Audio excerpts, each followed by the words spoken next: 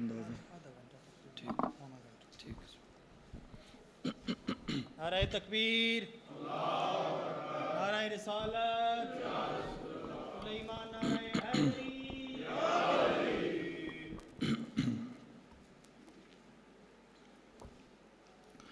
سورہ فاتحہ۔ بسم اللہ الرحمن الرحیم۔ الحمد للہ رب العالمین الرحمن الرحیم مالک یوم الدین۔ ایاک نعبد و ایاک نستعین اہدنا الصراط المستقیم صراط الذین انعمت علیہم غیر المغضوب علیہم ولا الضالین۔ بسم اللہ الرحمن الرحیم۔ قل هو اللہ احد اللہ الصمد لم یلد ولم یولد ولم یکن له کفوا احد۔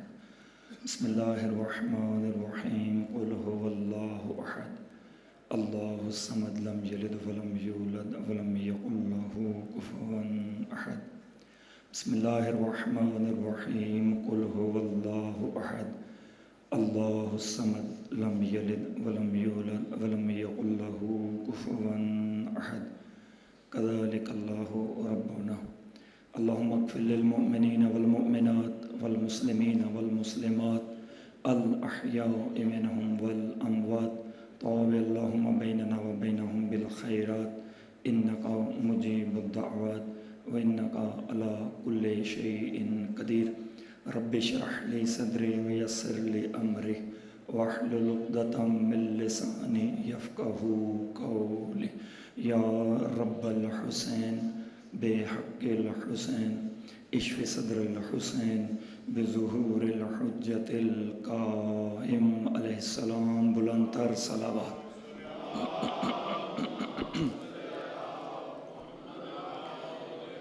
مجلس عزا کی مقبولیت کے لیے پھر بھی مل کے بآواز بلند صلوات۔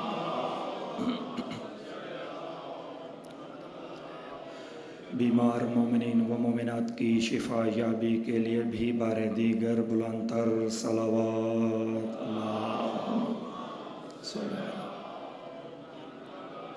یوسف زہرا حجت خدا امام وقت کے ظہور میں تعجیل کے لیے بھی مل کے بآواز بلند صلوات۔ اللہ صلی اللہ۔ اعوذ باللہ من الشیطان الرجیم۔ بسم اللہ الرحمن الرحیم۔ صلوات۔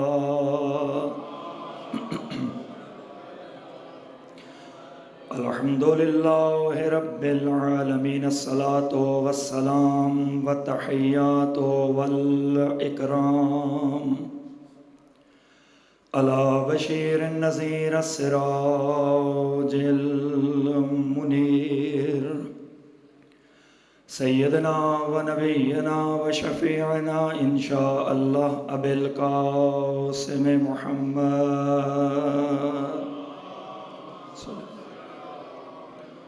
والصلاة والسلام على يعصوب الدين وقاعد الغر المحجلين إلى جنات النعيم۔ السلام على عين الله الناظرة ويده الباسطة وأذنه الواعية والحکمت البالغہ عن امیر المؤمنین علی بن ابی طالب صلوات۔ والصلاة والسلام على اہل بیتہ الطیبین الطاہرین المعصومین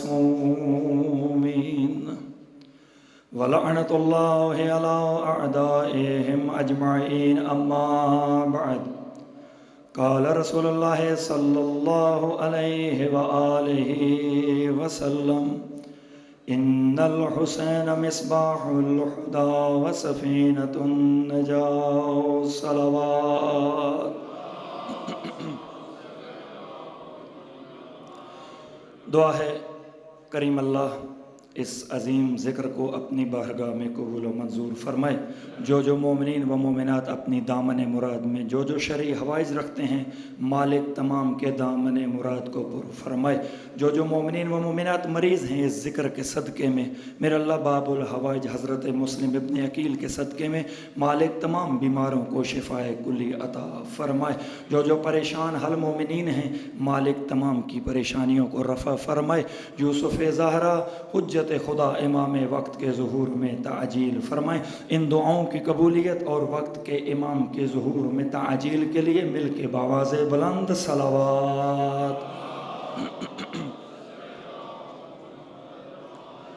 بغیر وقت ضائع کیے، چونکہ جب یہ کہا جائے کہ اگلے خطیب کے آنے تک آپ کو پڑھنا ہے تو پھر کوئی پتہ نہیں ہوتا کہ کتنا پڑھنا ہے، پھر وقت کی کوئی قید نہیں ہوتی۔ اگر بتا دیا جائے کہ اتنا پڑھنا ہے، پھر انسان کو خطیب کو پتہ ہوتا ہے کہ میرا ٹائم فریم کتنا ہے۔ لیکن اگر یہ کہہ دیا جائے کہ اگلے خطیب کے آنے تک آپ کو پڑھنا ہے، اب نہیں پتہ 10 منٹ بعد وہ آ جائے، نہیں پتہ 1 گھنٹہ 10 منٹ بعد وہ تشریف لائے، بس کوشش کیجئے کہ جتنا بھی وقت ہو اس وقت میں آپ کی تمام تر توجہات میری طرف مبذول رہیں۔ ایک صلوات مل کے بآواز بلند تمام احباب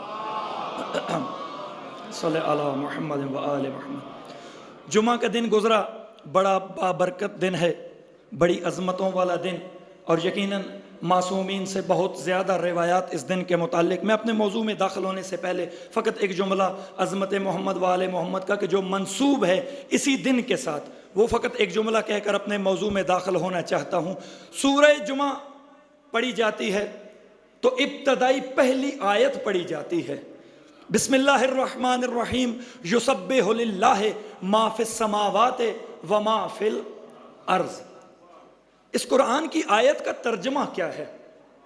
یسبح للہ ما فی السماوات و ما فی الارض، کہ زمین و آسمان میں کچھ بھی ایسا نہیں جو اس خدا کی تسبیح نہیں کرتا۔ یہ سورہ جمعہ کی پہلی آیت ہے، یسبح للہ ما فی السماوات و ما فی الارض، کہ زمین و آسمان میں ایسا کچھ بھی نہیں، خدا کی خلق کردہ مخلوقات میں سے ایسا کچھ بھی نہیں ہے جو اس خدا کی تسبیح نہیں کرتا۔ اب اسی آیت کو لے کر کوئی شخص چلتا ہوا کسی بزرگ، کسی مفسر کے پاس پہنچا اور ان سے جا کر سوال کیا کہ قبلہ محترمہ، یہ سورہ جمعہ کی جو پہلی آیت ہے، جو قرآن میں ارشاد ہوا کہ یسبح للہ ما فی السماوات و ما فی الارض، کہ زمین و آسمان میں ایسا کچھ بھی نہیں کہ جو اس خدا کی تسبیح نہیں کرتا، ذرا یہ بتا دیجئے کہ کتا بھی تو اسی خدا کی مخلوق ہے، کتا بھی تو اسی خدا کی مخلوق ہے، کتا نجس العین بھی ہے، کتا خدا کی تسبیح کیا کرتا ہے؟ بھائی قرآن کی آیت تو غلط نہیں ہو سکتی۔ جب قرآن یہ کہہ رہا ہے کہ زمین و آسمان میں ایسا کچھ بھی نہیں، اللہ کی مخلوقات میں سے ایسا کچھ بھی نہیں جو اس خدا کی تسبیح نہیں کرتا، تو کتا بھی تو خدا کی مخلوق میں ہے اور کتا نجس العین بھی ہے۔ ذرا یہ بیان کر دیجئے کہ کتا اللہ کی تسبیح کس طرح سے کرتا ہے؟ اب انہوں نے کیا کہا؟ کہا ہاں کتا بھی اللہ کی تسبیح کرتا ہے، کتا بھی نجس العین ہے۔ فرمایا کہ اگر کتا بھی خدا کی تسبیح کرتا ہے تو کتا کن الفاظ میں خدا کی تسبیح کرتا ہے؟ کہنے لگے کتا خدا کی تسبیح کرتا ہے، اس کے الفاظ کیا ہوتے ہیں؟ کتا اپنے پروردگار کا شکر ادا کرتا ہے، پروردگار عالم تیرا لاکھ شکر ہے کہ جس نے مجھے کتا بنا دیا، خنزیر نہیں بنایا، جس نے مجھے کتا بنا دیا، خنزیر نہیں بنایا۔ اب وہ بندہ بھی بڑا کوئی تیز تراز تھا، وہ کہنے لگا میرا ذہن، میرا دماغ بس یہیں تک تھا کہ میں نے آپ سے اتنا پوچھ لیا کہ کتا بھی خدا کی مخلوقات میں سے ہے، کتا خدا کی کیا تسبیح کرتا ہے؟ آپ نے میرے سوال کو ایک درجہ اور ترقی دے دی۔ میں فقط سوال یہیں تک سوچ کے آیا تھا کہ کتا خدا کی کیا تسبیح کرتا ہے، آپ نے کہا کتا تسبیح کرتا ہے، پروردگار عالم تیرا لاکھ شکر ہے کہ تو نے مجھے کتا بنا دیا، خنزیر نہیں بتایا۔ اب یہی بات آگے بڑھا کے میں آپ سے سوال ایک درجہ اور آگے کرتا ہوں، تو خنزیر بھی تو خدا کی مخلوق ہے،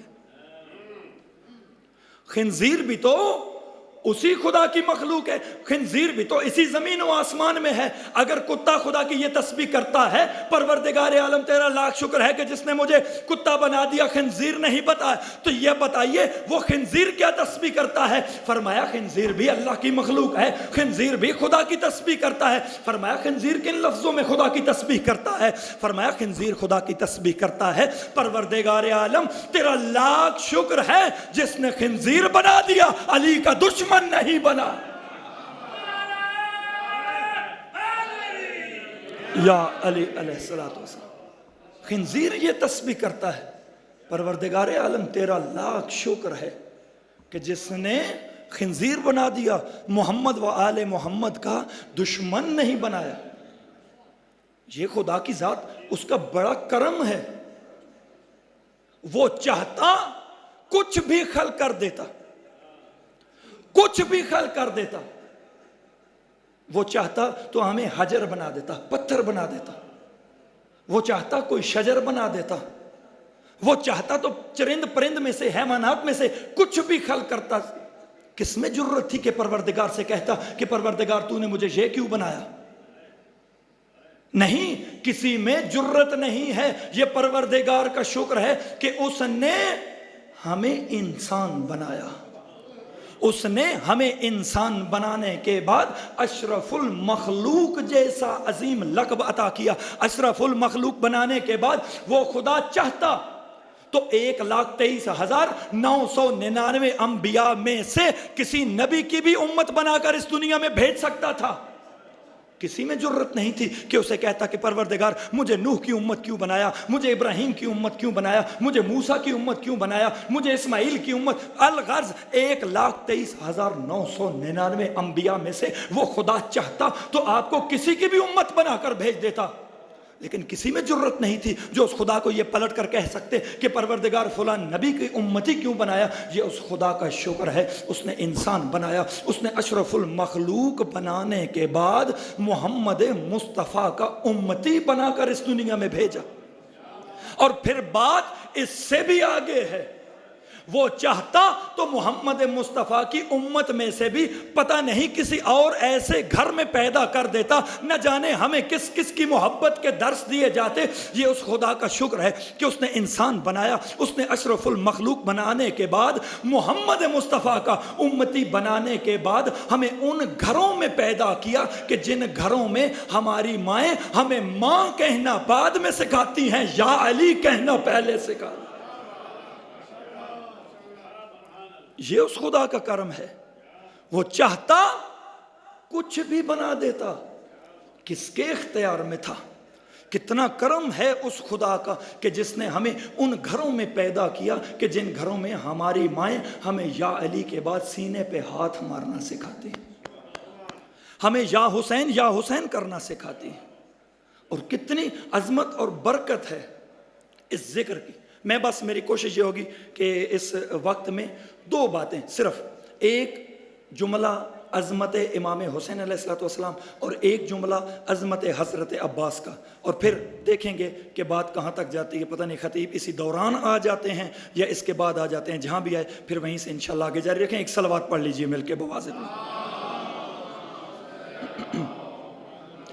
رسول پاک نے ارشاد فرمایا کہ ان الحسین مصباح الہدا، بے شک حسین ہدایت کے چراغ ہیں.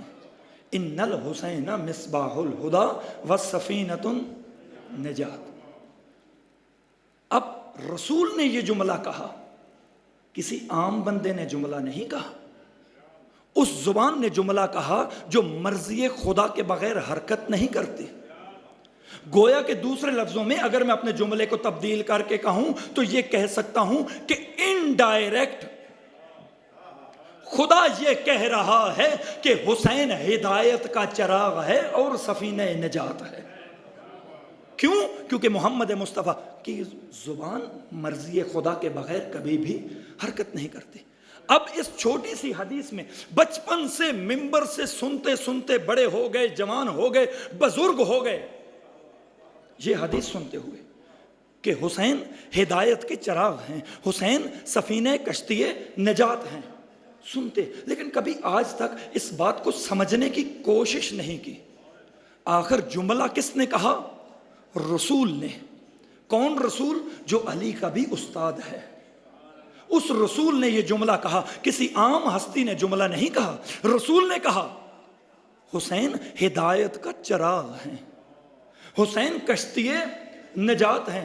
ان دو لائنوں کے، یہ دو لائنیں ہیں، ان الحسین مصباح الہدا و سفینۃ النجات۔ حسین ہدایت کا چراغ ہیں، حسین سفینہ نجات ہیں۔ یہ دو باتیں ہیں، ان دو باتوں میں رسول خدا نے ان دونوں جہانوں کو بند کر دیا۔ ان دو باتوں میں، ان دو مختصر ترین باتوں میں رسول خدا نے کائنات کو بند کر دیا۔ کس طرح سے؟ ہدایت کی ضرورت ہوتی ہے اس جہان میں۔ ہدایت ہمیں کب چاہیے؟ یہاں جہاں ہم زندگی گزار رہے ہیں، جہاں ہمارے شب و روز گزر رہے ہیں، ہدایت ہمیں یہاں چاہیے، اس جہان میں ہدایت چاہیے۔ ان الحسین مصباح الہدا، اور نجات کہاں چاہیے؟ اس جہان میں۔ ہدایت چاہیے اس جہان میں، نجات چاہیے اس جہان نے۔ رسول خدا نے اس مختصر ترین حدیث میں کہ ان الحسین مصباح الہدا و سفینۃ النجات، کہ حسین ہدایت کا چراغ ہے، حسین سفینہ نجات ہیں، رسول نے اس مختصر سی حدیث میں زمانے کو یہ بتا دیا کہ اس جہان سے لے کر اس جہان تک اگر اس جہان میں ہدایت چاہتے ہو تب بھی حسین کے دروازے پر آنا پڑے گا، اگر اس جہان میں نجات چاہتے ہو تب بھی حسین کے دروازے۔ یہاں سے لے کر، اس جہان سے لے کر وہاں تک کچھ بھی اگر چاہیے تو کہاں سے ملے گا؟ حسین کے دروازے سے ملے گا۔ اور حسین جب 28 رجب کو وطن چھوڑ رہے تھے نا، جب حسین چھوڑ رہے تھے وطن، تو حسین نے ایک بڑا طویل خطبہ دیا اپنے بھائی کے نام، جناب محمد، جن کو ہم جناب حنفیہ کہتے ہیں، ان کو ایک بڑا طویل خطبہ دیا، بڑا طویل ایک ان کو اپنا وصیت نامہ لکھا امام حسین علیہ السلام نے۔ اس وصیت نامے میں امام حسین علیہ السلام نے لکھا کہ میں کسی شر کے لیے یہاں سے نہیں نکل رہا، میں کسی شر کے لیے مدینے سے نہیں نکل رہا، میں اپنے نانا کی امت کی اصلاح کے لیے نکل رہا ہوں، اپنے نانا کی امت کی اصلاح کے لیے نکل رہا ہوں۔ اور اگلا جملہ بڑا خوبصورت کہا امام حسین علیہ السلام نے، مولا نے فرمایا اور اپنی جد رسول خدا کی سنت کو زندہ کرنے کے لیے جا رہا ہوں۔ کس طرح سے زندہ کیا حسین علیہ السلام نے اپنے نانا کی سنت کو؟ اگر آپ کی نظر سے گزرا ہو تو امام حسین علیہ السلام نے عصر عاشور، وہ 10ویں کے دن جو اپنا آخری خطبہ دیا، اس میں امام حسین علیہ السلام نے واقعاً اپنی جد رسول خدا کی سنت کو زندہ کیا۔ کس طرح؟ جب امام حسین علیہ السلام پہنچے تو امام حسین علیہ السلام نے ان سے ایک سوال کیا، کیوں مجھے قتل کرتے ہو؟ کیوں قتل کرنا چاہتے ہو مجھے؟ تو سب نے کیا یک زبان جواب دیا، یک زبان جواب ملا کہ ہم آپ کو کیوں قتل کرنا چاہتے ہیں؟ بغضاً لأبیک، تیرے باپ کے بغض میں ہم تمہیں قتل کرنا چاہتے ہیں۔ حسین کو کیا اس بات کا علم نہ تھا؟ کیا حسین اس بات کو نہیں جانتے تھے کہ مجھے کیوں قتل کیا جا رہا ہے؟ جانتے تھے، حسین کو پتا تھا یہ مجھے کیوں قتل کر رہے ہیں، لیکن حسین زمانے کو کچھ بتانا چاہتے تھے۔ جو حسین نے کہا کہ میں اپنے نانا کی سنت کو زندہ کرنا چاہتا ہوں، وہ کون سی سنت تھی جس کو حسین نے زندہ کیا کربلا میں؟ رسول خدا کا دور تھا، مسجد نبوی میں رسول خدا تشریف فرما تھے، رسول کے ارد گرد رسول کے صحابہ بیٹھے ہوئے تھے۔ اسی اثناء میں تاریخ میں ملتا ہے ایک بریدہ نامی صحابی چلتے ہوئے رسول کے پاس پہنچے، رسول کے پہلو میں یوں پاس آ کر بیٹھے۔ اب جب کسی بندے کو کوئی عجیب سی بات کرنی ہو نا کسی شخص سے، تو وہ پھر تنہائی کی کوشش کرتا ہے، وہ یہ کوشش کرتا ہے کہ کب یہ محفل برخاست ہو تو میں اور یہ صاحب جن سے میری گفتگو ہے ہم تنہا ہو جائیں تو پھر میں ان سے بات کروں گا۔ اب وہ اسی انتظار میں تھا. لوگ اپنی اپنی باری پہ رسول خدا سے سوال کرتے اور اپنی اپنی باتیں پوچھتے. اٹھ کے چلے گئے. اب رسول متوجہ ہوئے بریدہ کی طرف. کہا بریدہ کیوں آئے ہو؟ کہا یا رسول اللہ آپ سے ایک بات کرنا چاہتا ہوں. کیا؟ کہا یا رسول اللہ جب بھی جس محفل میں بھی ہم بیٹھتے ہیں آپ کے ساتھ ہر جگہ پہ آپ علی کے ہی فضائل پڑھتے رہتے ہیں. جہاں بیٹھتے ہیں وہیں علی کے فضائل ہر جگہ. اب جب فوراً یہ بات کی نا تو فوراً یہ بات کرنے کے بعد اپنے سر کو جھکا لیا. جانتا تھا. فوراً اپنے سر کو جھکا لیا. جب کافی دیر گزری نا تو اب بریدہ کو رسول کی جانب سے کوئی جواب نہیں مل رہا تھا. بریدہ نے اپنے سر کو اٹھایا. جب اٹھا کر رسول کے چہرے کی جانب دیکھا نا تو رسول کے چہرے سے رسول کی پیشانی سے پسینہ نکل رہا تھا. رسول کے میں کسی نتیجے تک پہنچانا چاہتا ہوں بات کو. رسول کی پیشانی سے پسینہ نکل رہا تھا. فوراً سمجھ گیا کہ میں نے کوئی بات الگ کر دی ہے. میں نے کوئی بات ایسی کہہ دی ہے جو بات کہنی نہیں چاہیے تھی. فوراً سے کہا یا رسول اللہ میں معافی طلب کرتا ہوں. یا رسول اللہ میں آپ سے معافی چاہتا ہوں. یا رسول اللہ مجھے معاف کر دیجئے. لیکن رسول خدا نے اپنے چہرے کو اس کی جانب نہیں بدلا. رسول خدا نے اپنے چہرے کو تبدیل نہیں کیا. ایک صلوات پڑھ لیجئے مل کے.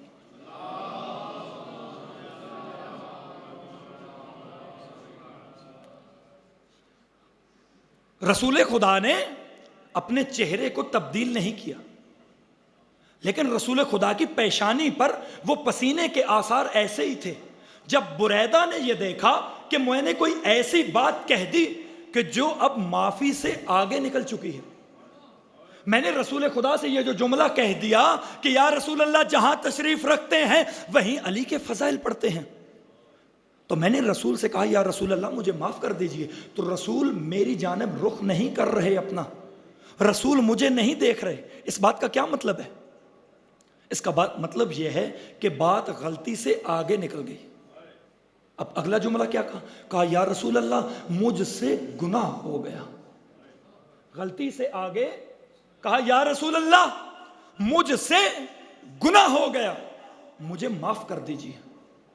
اب کی بار بھی رسول خدا کا چہرہ نہیں بدلا, رسول خدا کا رخ نہیں بدلا. یوں ہی جیسا رسول خدا کا چہرہ تھا یہاں پر پیشانی پر رسول خدا کی پسینہ ٹپک رہا تھا, رسول خدا کے چہرے کے تاثرات تبدیل تھے, بالکل ویسے ہی تھے. معافی مانگی, گناہ کی معافی مانگی, رسول خدا کے آثار تبدیل نہیں ہوئے. فوراً یہ سمجھا, اس نے فوراً رسول سے کہا یا رسول اللہ ہاتھ آگے بڑھائیے, میں کلمہ دوبارہ پڑھتا ہوں. اب کے بار رسول خدا نے اپنے ہاتھ کو بڑھا دیا. رسول خدا نے زمانے کو بتایا کہ جو بھی علی کے فضائل میں بغض رکھے گا اسے دوبارہ کلمہ پڑھنا پڑے گا.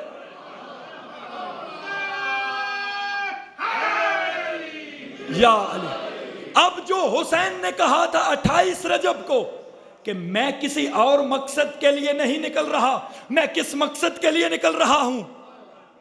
میں اپنے نانا رسول خدا کی سنت کو زندہ کرنے کے لیے نکلا ہوں. اب امام حسین علیہ السلام کا وہاں میدان کربلا میں یہ کہنا کہ کیوں قتل کرتے ہو مجھ کو, تو سب نے کہا بغضاً لے ابی, تمہارے باپ کے بغض میں تجھے قتل کر رہے ہیں. حسین زمانے کو یہ بتا رہے تھے یاد رکھنا آج سے 1400 سال بعد کوئی ایک ایسا بے غیرت مورخ اٹھے گا جو یہ کہے گا کہ دو شہزادوں کی آپس میں جنگ تھی. میں حسین زمانے کو یہ بتانا چاہتا ہوں کہ یہ دو شہزادوں کی جنگ نہیں تھی. میں زمانے کو یہ بتا رہا ہوں کہ جیسے رسول خدا نے بریدہ کو بتایا تھا کہ جو بھی علی کے فضائل میں شک کرے گا, جو بھی علی سے بغض رکھے گا, اس کو کلمہ دوبارہ پڑھنا پڑے گا. کلمہ دوبارہ وہی پڑھتا ہے جو کافر ہو جاتا ہے. میں حسین میدان کربلا میں ان کی زبان سے یہ کہلوانا چاہتا تھا کہ واقعاً میری جنگ کوئی مسلمانوں سے نہیں, میں اللہ کے دشمنوں سے کربلا کے میدان میں جنگ. मेरी जंग किसी और से नहीं है। ये पहला मौका जब मौला इमाम हुसैन अलैहिस्सलाम करबला से चले। दूसरी बात, आखिरी जुमला फजाइल का और फिर एक जुमला मसाइब का।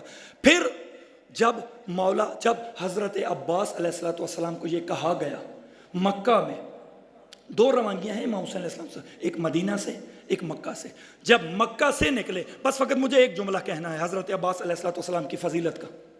जब इमाम हुसैन अलैहिस्सलाम ने कहा ना कि अब्बास एहराम तोड़ दो, हमें मक्का को छोड़ना है।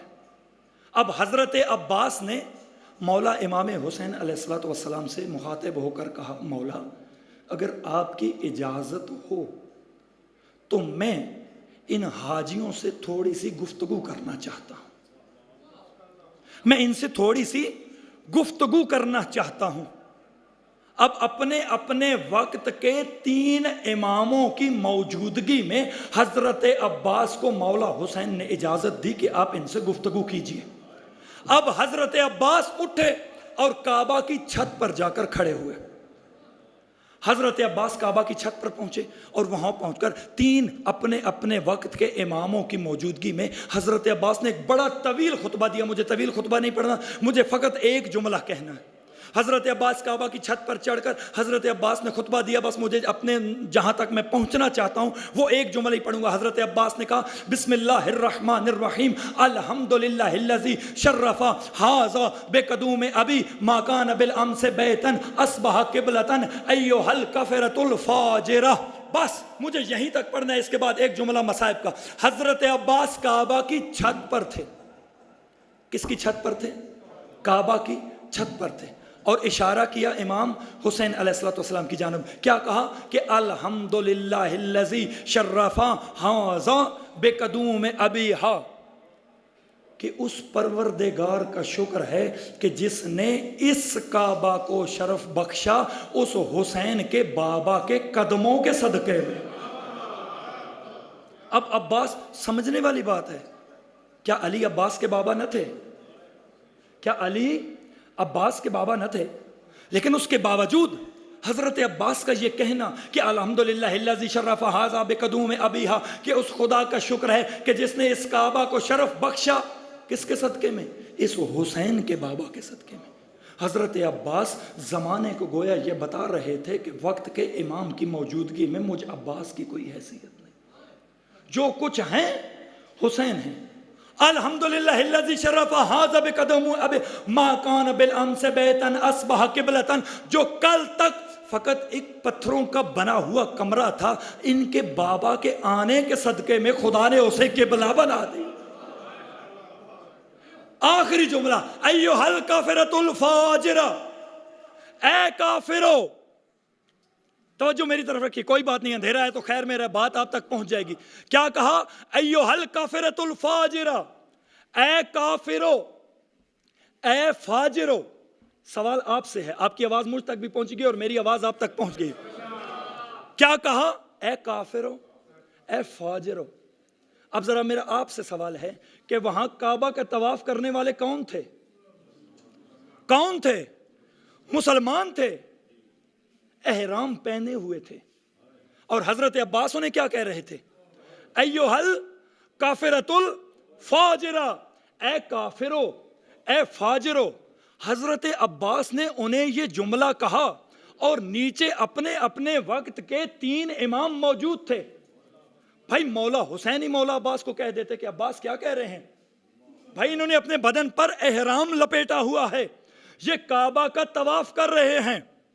अब्बास इन्हें काफिर न कहो, अब्बास इन्हें फाजिर न कहो, लेकिन मौला हुसैन खामोश रहे। मौला हुसैन का खामोश रहना और मौला हुसैन की मौजूदगी में हजरत अब्बास का ये जुमला कहना कि ए काफिरो, ए फाजिरो, ये इस बात की दलील है कि मौला अब्बास जमाने को बता रहे थे कि याद रखना कि अगर कोई शख्स हज भी कर रहा हो और एहराम भी पहने हुए हो, भले वो काबा का तवाफ कर रहा हो, अगर उसके दिल में हुसैन की मोहब्बत नहीं, वो काफिर भी है, वो फाजिर भी है।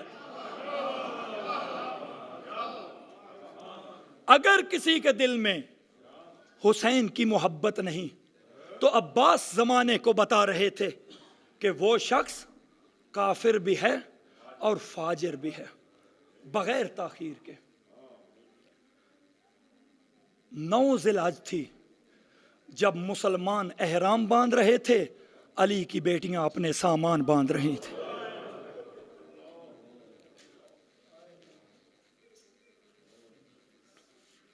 بس ایک جملہ فقط مصیبت کا، مسلمان احرام باندھ رہے تھے، علی کی بیٹیاں سامان باندھ رہی تھیں۔ نہ جانے کیسے کیسے مشکل سے مشکل سفر اور مشکل سے مشکل تر امتحان خدا نے ان ہستیوں کے لیے رکھے۔ قرآن کہتا ہے نا کہ المال والبنون زینت الدنیا، مال اور بیٹے دنیا کی زینت ہیں۔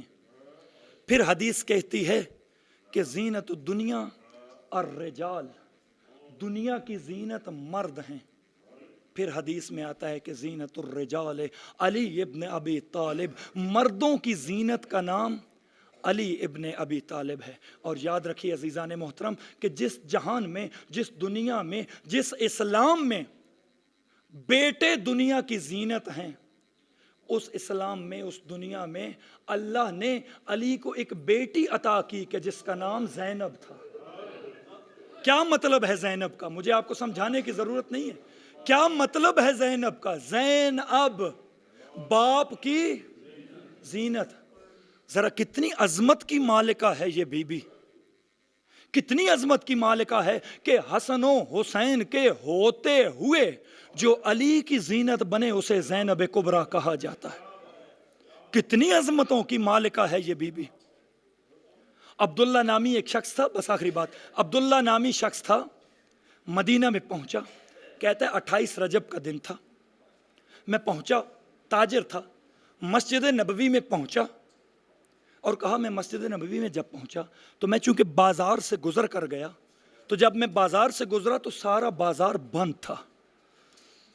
میں نے لوگوں سے نماز جمعہ کے بعد سوال کیا کہ آج مدینہ کے بازار کیوں بند ہیں؟ تو کسی نے کہا کہ شاید تو نہیں جانتا، آج علی کی بیٹیاں اپنا وطن چھوڑ رہی ہیں، آج علی کی بیٹیاں وطن چھوڑ رہی ہیں۔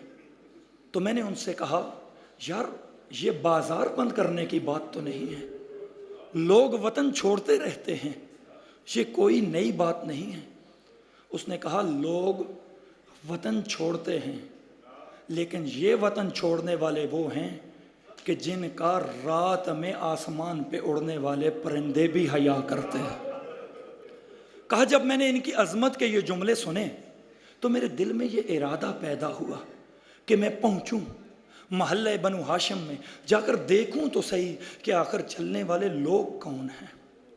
بس مختصر کروں، کہتا ہے کہ میں پہنچا، میں نے دیکھا محلہ بنو ہاشم میں نے دیکھا کہ ایک شخصیت ہے جو بڑی ہی باروب ہے، جس کے ساتھ ایک 32 سال کا جوان ہے، جس کے ساتھ ایک 18 سال کا جوان ہے، جس کے ساتھ ایک 13 سال کا جوان ہے۔ وہ ایک حویلی سے نکلتا ہے، وہ گھر کے باہر آتا ہے، اس کے لیے کرسی لگائی جاتی ہے، وہ اس پر بیٹھتا ہے۔ تھوڑی دیر کے بعد اسی گلی میں محمل آنا شروع ہوتے ہیں، ایک ایک کر کے اس گلی میں محمل لگتے رہتے ہیں، اور ایک ایک کر کہ اس گھر سے، اس حویلی سے مخدرات عصمت بیبیاں پردہ کر کے نکلتی رہتی ہیں، ایک ایک کر کے بیوی نکلتی ہے۔ کبھی کوئی جوان آگے بڑھ کر سوار کرواتا ہے، کبھی کوئی جوان آگے بڑھ کر سوار کرواتا ہے۔ جب وقت گزرتا رہا نا، میں دیکھتا رہا، کبھی کوئی بیوی آئی کہ جس کے ہاتھوں پر کچھ دنوں کا ایک ننھا سا بچہ تھا، وہ مستور آئی، اس کو کسی نے سوار کیا، کسی بیوی کو کسی نے سوار کیا۔ جب یہ وقت گزرتا رہا نا، آخر میں ایک بیوی ایسی آئی کہ وہ 32 سال کا جوان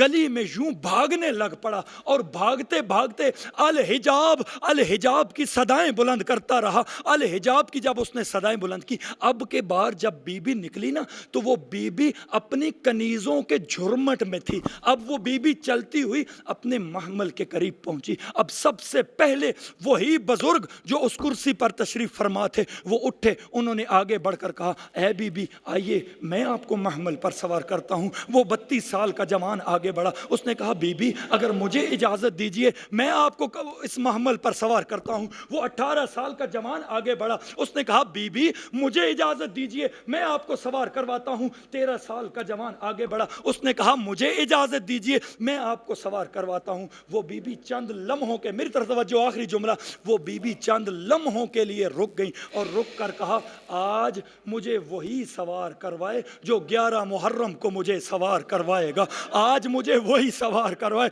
آج آپ سب موجود ہو، ایک ایک کر کے آپ سب کا شکریہ، آپ سب کا احسان ہے، آپ سب چلے آئے، آپ نے میرا احترام کیا، لیکن میں کہوں گی آج وہی مجھے آ کر محمل پر سوار کرے جو کربلا میں 11 محرم کو مجھے سوار کرے گا۔ اسی اثناء میں حسین آگے بڑھے اور آگے بڑھ کر ایک 24 سال کے جوان کا ہاتھ پکڑا، کہا سجاد جلدی سے پھپھی کے محمل کے قریب آ، اے سجاد ہم سب کربلا میں مارے جائیں گے، تو جانے، تیری پھپھیاں جانے، شام کے بازار جانے، شام کے دربار۔